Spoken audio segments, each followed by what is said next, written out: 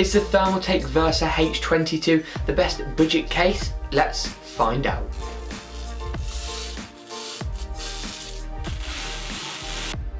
The drive mounting in this case is completely toolless, but the flimsy studs aren't exactly reassuring.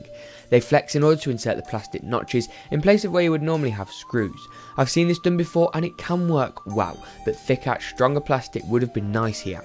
After a few instances of inserting and taking drives out, I imagine these will start to bend to the point of stretching and end up being too large to facilitate standard hard drives. The 2.5-inch drive sleds use the same system, but seem less of a problem given the much lower weight of SSDs in comparison to hard drives and the smaller size and higher density of the SSD trays running throughout. The front panel allows for good airflow and a fan can be installed directly from the front without the need to remove hard drives or open up side panels, which is nice.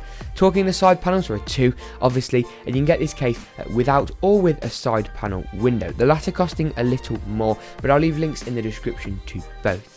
The windowed side panel is large and revealing, sadly to the extent that the power supply is very visible. That being said, it's clear it lacks any form of tint, something I personally prefer, and shows off the CPU and GPU area prominently. Shape-wise, it resembles an arrow and protrudes slightly out the side of the case. The other side panel also has somewhat of a bulge on the back, which is great for cable management and ease of closing the side panel.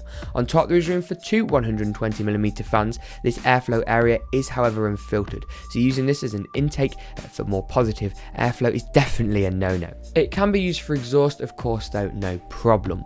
The rear also has room for a fan and comes by default with a 120mm plastic fantastic Thermaltake affair pre-installed in an exhaust orientation. And that brings me on to my first major criticism of this case: airflow. It really isn't great. Without a fan at the front of this case, airflow is simply abysmal. Your CPU and GPU will run stupidly, unnecessarily hot, and the lack of a fan here seems senseless. Personally, I would prefer that one included fan to be at the front by default as opposed to an exhaust location. A much better option though is to just buy a second fan. These are very cheap and many people may already have one lying around. And without getting into full-on rant mode, other case manufacturers are guilty of this, including just one fan, in many scenarios on cases more expensive than this. Given this case's stupidly cheap price however, the inclusion of just one fan can be somewhat excused. Not fully, but I can understand Thermaltake's decision here. I would recommend if you buy this case to move that fan to an intake location for much better cooling. Airflow really does seem to be the main letdown here. The power supply at the bottom does feature a dust filter, albeit flimsy and quite small, as does the 2x120mm fan location at the front of the case, with the front panel also featuring a thin layer of sound dampening foam. It is however so thin that it's probably more useful as a secondary dust filter to that primary intake filter than it is to a sound dampening measure. Motherboard mounting is also decent, with pre-installed standoffs bended from the thin metal at the backbone of this case's construction. You do however get some brass standoffs included with the case. It also features a cutout at the location of the CPU cooler, allowing it for ease of installation for all-in-one water coolers and larger air coolers which require more hefty backplates. If you did want to install an all-in-one radiator though, they are only supported in the rear of the case with a maximum 120mm form factor, and this case really isn't optimised for any form of water cooling. If we head to the I/O area for expansion cards, we also see cost saving measures. Another reminder of this case's rock bottom price. These brackets are removable, but that's it. Once they've been snapped out, there's no going back and no installing them again.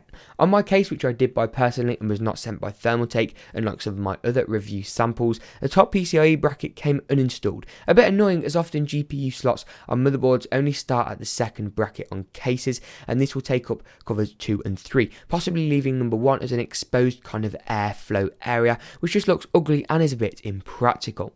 Another negative worth mentioning is the poor cable management on this case. From the unlogical cable management hole layout to lack of grommets and lack of cable tie harnesses on the back panel for cable ties and zip ties, this case is more of a cram it in and forget it exists affair, with all the cables that are going to be running across your back panel. That being said, you probably aren't using an all-in-one liquid cooler on a build which contains a price of this calibre and price point. You probably haven't got 2 power hungry GPUs, numerous storage devices and subsequently a load of cables, and if you are spending $600 or $700 and up on a build and considered this case, go elsewhere, spend more money. You won't find a case case suitable at this price point, but this case is very applicable to a lot of people. PC gaming is getting even cheaper, from the APU build guide I'll be releasing with this case very soon, to the groundbreaking performance of the RX 460, 470 and Nvidia's new 1050 lineup at 1080p at 60 FPS. Gaming on a killer PC couldn't be more accessible, and this is where this case certainly has a market. The average APU build I have features around 3 power cables, astonishingly less than the 7, 8 or even 9 you might see on a build triple the price. At budget price points, saving $20 on the case could mean more RAM, a better GPU or a nice CPU cooler. It isn't the greatest case in the world, and it isn't the most polished, but it certainly isn't the most expensive either. Airflow is a huge bummer, but can easily be resolved with a fan.